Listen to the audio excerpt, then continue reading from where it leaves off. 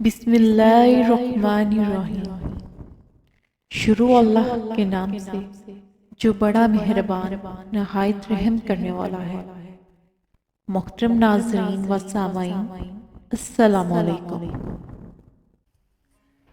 ناظرین، اس دنیا میں بڑے بڑے شہنشاہ ایسے گزرے ہیں جنہیں اللہ تعالیٰ نے عظیم و شان سلطنتیں عطا فرمائیں، جن کا جاہ و جلال دیکھ کر دنیا رعب میں آ جاتی تھی۔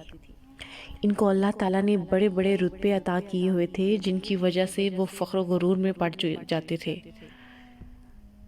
تاریخ عالم ایسے بادشاہوں اور شہنشاہوں سے بری پڑی ہے جنہوں نے غرور اور تکبر کیا، جن پر بدبختی لے آیا، انہیں صفا ہستی سے مٹا کر رہتی دنیا تک عبرت کا نشان بنا ڈالا۔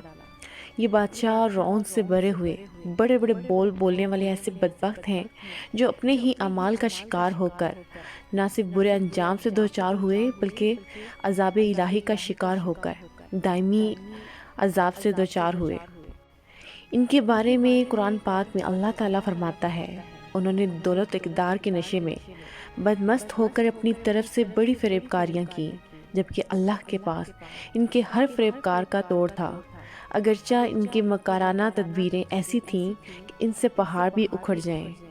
ناظرین، فرعون، نمرود، بخت نصر اور شاداد تاریخ کے ایسے حکمران گزرے ہیں جو اپنی بادشاہت اور مملکت میں ایسے زوراور اور طاقت کے نشے میں ایسے مدہوش تھے کہ اپنی اوقات اور اللہ کی طاقت کو فراموش کر بیٹھے تھے۔ انہی میں ایک بادشاہ شاداد بھی تھا، جس کا تعلق ایک بہت طاقتور اور غیر معمولی قوم سے تھا، جو بعد میں اللہ کے عذاب کا شکار ہوئی اور تاریخ میں بھٹکی ہوئی قوم کے طور پر جانی گئی۔ ناظرین، شاداد اپنی نافرمانی اور سرکشی میں اس حد تک بڑھ چکا تھا کہ اس نے نہ صرف اللہ کی بڑائی کو جھٹلایا بلکہ نعوذ باللہ اللہ سے مقابلہ کرنے کی کوشش بھی کی تھی۔ اللہ تعالیٰ نے اسے اس کی طاقت اور اختیار کو آزمانے کی پوری مہلت دی، لیکن اس کے بعد ایسا کیا ہوا کہ پوری تاریخ انسانیت میں شاداد عبرت کا نشان بن کر رہ گیا۔ شاداد کون تھا؟ اس کی جنت کیسی تھی اور اس کی جنت کا انجام کیا ہوا؟ شاداد اور قوم عاد کے بارے میں اللہ رب العزت قرآن مجید فرقان حمید میں کیا ارشاد فرمایا، اور وہ کون سے صحابی رسول تھے جو اللہ کے حکم سے کئی صدیاں گزر جانے کے بعد شاداد کی جنت میں داخل ہوئے تھے؟ یہی ہماری آج کی ویڈیو کا موضوع ہوگا، اور آج ہم آپ کو یہ بھی بتائیں گے کہ شاداد کی جنت اس وقت کہاں ملی ہے۔ مگر ویڈیو میں آگے بڑھنے سے پہلے اگر آپ ہمارے چینل پر نئے ہیں تو برائے مہربانی ہمارے چینل کو سبسکرائب کریں، جہاں آپ کو بالخصوص اسلامک ہسٹری اور بالعموم دنیا بھر کی منفرد معلومات پر مبنی ویڈیوز ملتی رہیں گی۔ ناظرین، احقاف قوم عاد کا مسکن تھا۔ عربی میں ریت کے لمبے اور اونچے ٹیلوں کو حقف کہا جاتا ہے۔ احقاف حقف کی جمع ہے اور یوں اس کا مطلب ہوتا ہے ریت کے اونچے اور لمبے ٹیلوں کی زمین۔ یہ علاقہ یمن اور عمان کے درمیان بکھرا ہوا تھا۔ قوم عاد یہاں 8,500 سال قبل آباد تھی۔ قرآن مجید فرقان حمید کی ایک سورت کا نام بھی سورہ احقاف ہے۔ اللہ رب العزت نے انہیں سرسبز کھیتیاں بھی دے رکھی تھیں، جانور بھی، پانی بھی اور وافر خوراک بھی دے رکھی تھی۔ نعمتوں کی اس فراوانی نے انہیں بھٹکا دیا اور وہ اللہ رب العزت کے باغی ہو گئے۔ ہدایت کے لیے حضرت ہود علیہ السلام کو ان کے پاس بھیجا گیا۔ وہ انہیں تبلیغ کرنے لگے، مگر قوم عاد ان کا مذاق اڑانے لگے۔ وہ شرک سے پیچھے ہٹنے کے لیے راضی نہ ہوئے۔ شداد اس قوم کا بادشاہ تھا۔ یہ 2 بھائی تھے۔ بڑے بھائی کا نام شدید تھا، وہ پہلے بادشاہ تھا، اور اس کے مرنے کے بعد چھوٹا بھائی جس کا نام شداد تھا، اس نے اقتدار سنبھال لیا۔ وہ ایک وسیع سلطنت کا حکمران تھا۔ اس کی حکومت یمن سے عراق اور بعض روایات کے مطابق ایران تک پھیلی ہوئی تھی۔ حضرت ہود علیہ السلام نے اسے بھی سمجھانے کی کوشش کی، مگر اس کا دل بھی بند تھا۔ دونوں کے درمیان مکالمہ ہوا۔ شداد نے حضرت ہود علیہ السلام سے پوچھا کہ اگر میں ایمان لے آؤں تو مجھے کیا فائدہ ہوگا؟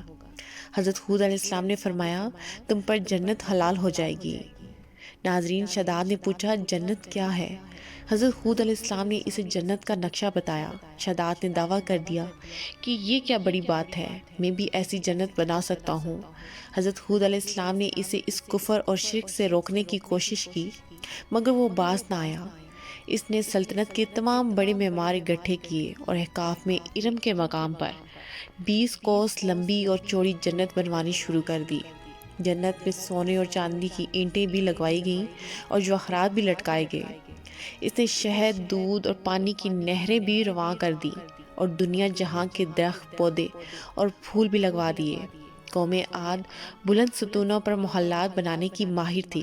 قوم عاد کو اللہ رب العزت نے غیر معمولی قد و قامت اور قوت عطا فرمائی تھی۔ ان میں ہر شخص کا قد کم از کم 12 گز کا ہوتا تھا۔ طاقت کا یہ حال تھا کہ بڑے سے بڑا پتھر جس کو کئی آدمی مل کر بھی نہ اٹھا سکیں، ان کا ایک آدمی ایک ہاتھ سے اٹھا کر پھینک دیتا تھا۔ وہ لوگ طاقت اور قوت کے بلبوتے پر پورے یمن پر قابض تھے۔ ناظرین، شداد کی جنت میں یہ فن عروج پر تھا کہ ریت کے ٹیلوں کے درمیان بلند و بالا ستون تھے اور ان ستونوں پر سونے اور چاندی کی عمارتیں کھڑی تھیں۔ شداد نے فیصلہ کیا تھا کہ وہ جنت کی تکمیل کے بعد اس میں قدم رکھے گا۔ معماروں نے جب اسے جنت کی تکمیل کی اطلاع دے دی تو وہ تیار ہوا، اپنی فوج لی اور جنت کی انسپیکشن کے لیے نکل کھڑا ہوا۔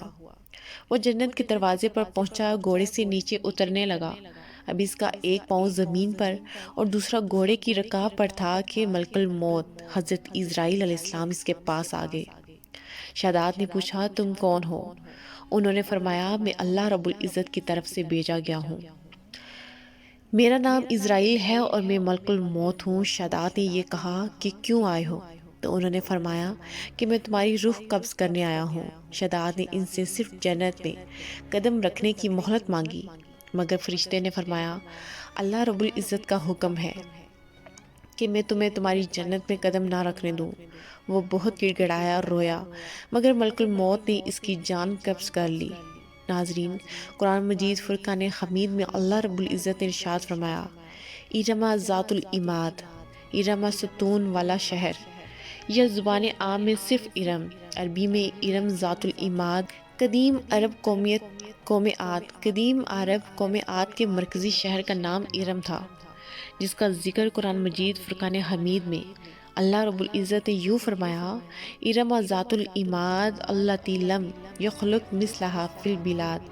یہ شہر طوفان نوح کے کافی بعد بسا اور زبردست ترقی کر گیا۔ اس وقت لوگ طوفان نوح کو بھول کر دوبارہ شرک اور بت پرستی کی طرف راغب ہو گئے تھے۔ اس قوم پر حضرت ہود علیہ السلام کو نبی بنا کر بھیجا گیا تھا۔ جب اس قوم نے شرک اور بت پرستی ترک نہ کی تو اللہ رب العزت نے عذاب نازل کر کے اسے تباہ کر دیا۔ اس قوم کے تذکرے کو کہانی سمجھا جاتا تھا، مگر اسی صدی میں اس شہر کے آثار برآمد ہوئے ہیں جو الربا الحالی کے اس حصے میں ہیں جو آج کل عمان میں شامل ہے۔ اس کے آثار 1984 میں خلائی شٹل چیلنجز کی مدد سے دریافت کیے گئے۔ ناظرین، یہ شہر 3000 سال قبل مسیح سے لے کر پہلی صدی عیسوی تک اونٹوں کے اس کاروانی راستے پر آباد تھا جہاں سے ہند، عرب اور یورپ تک تجارت کی جاتی تھی، اور یہ اپنے زمانے کا ایک تجارتی مرکز تھا۔ روایات کے مطابق یہ شہر ایک عظیم طوفان سے تباہ ہوا۔ اسے 1000 ستونوں کا شہر کہا جاتا ہے۔ اس کے ستون بہت اونچے تھے۔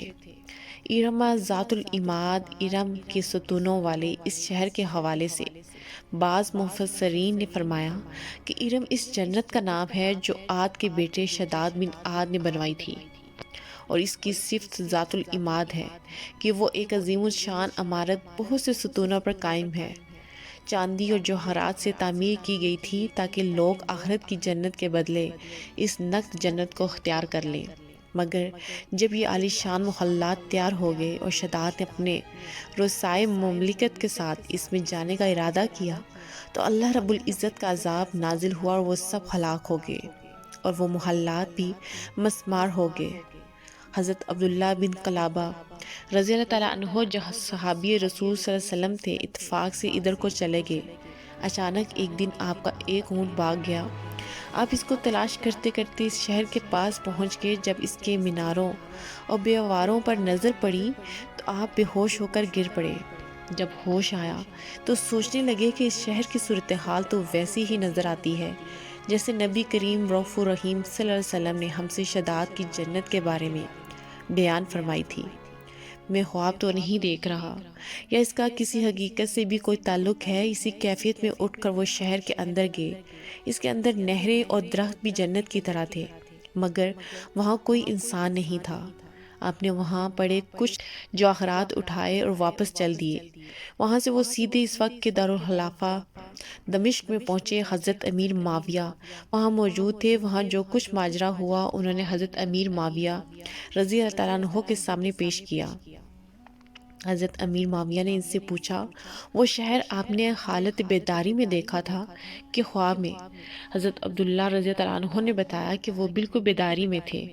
پھر اس کی ساری نشانیاں بتائیں کہ وہ عدن کے پہاڑ کی فلاں جانب اتنے فاصلے پر ہے، ایک طرف فلاں درخت ہے، دوسری طرف ایسا کنا ہے، اور یہ جواہرات اور یاقوت نشانی کے طور پر میں وہاں سے لایا ہوں۔ حضرت امیر معاویہ نے یہ ماجرا سننے کے بعد نہایت حیران ہو کر اہل علم حضرات سے اس بارے میں معلومات حاصل کی۔ انہوں نے کہا کہ واقعی دنیا میں ایک ایسا شہر گزرا ہے جس کی اینٹیں سونے چاندی کی تھیں۔ علماء نے بتایا کہ قرآن مجید میں اس شہر کا ذکر بھی ہے، مگر اللہ رب العزت نے ان لوگوں کو تباہ کر دیا تھا اور وہ شہر نگاہوں سے چھپ گیا تھا۔ ناظرین، اس بات کو محدث ابن جوزی نے بھی لکھا ہے کہ علماء نے بتایا کہ حضور نبی کریم صلی اللہ علیہ وسلم نے فرمایا تھا کہ میری امت میں سے ایک آدمی اس جنت میں جائے گا، وہ چھوٹے قد، سرخ رنگ کا ہوگا، اس کے ابرو اور گردن پر 2 تل ہوں گے۔ وہ اپنے اونٹ کو ڈھونڈتا ہوا اس شہر میں پہنچے گا اور وہاں کے عجائبات دیکھے گا۔ جب حضرت امیر معاویہ رضی اللہ عنہ نے یہ ساری نشانیاں حضرت عبداللہ بن قلابہ رضی اللہ عنہ میں دیکھیں تو فرمایا، واللہ یہ وہی شخص ہے۔ ناظرین، یہ روایات صحیح ہے کہ حضرت امیر معاویہ نے انہیں دیکھا، مگر بعض روایات کے اندر کعب بن اخبار سے پوچھا، آپ نے فرمایا کہ بالکل ٹھیک ہے، آپ کے دور میں ایک آدمی کو اونٹ تلاش کرتے ہوئے شہدات کی جنت میں داخل ہوگا۔ ناظرین، اسی امید کے ساتھ اجازت دیجیے کہ آپ کو ہماری ویڈیو پسند آئی ہوگی۔ ملتے ہیں ایک نئی ویڈیو کے ساتھ۔ اللہ رب العزت آپ کا حامی و ناصر ہو۔